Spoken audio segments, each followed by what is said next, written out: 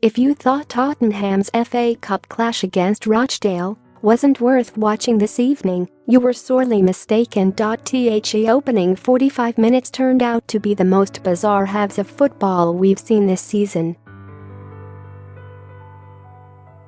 Video assistant referee, VAR, was at the center of the controversy yet again, ruling out an early Eric Lamela goal for no obvious reason. Fernando Llorente was judged to have committed a foul in the build-up to the goal, but very few football fans agreed with the decision.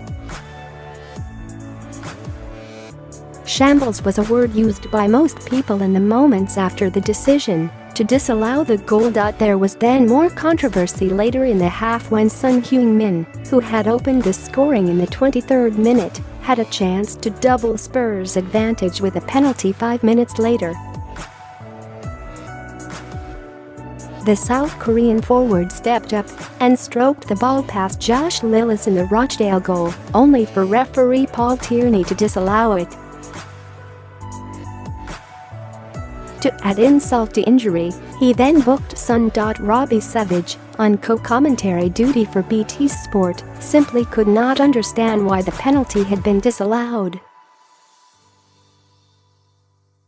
He was completely baffled by the decision. This amused and irritated football fans on social media in equal measure. How could Savage not be aware that players are no longer allowed to pause during run-ups before taking a penalty?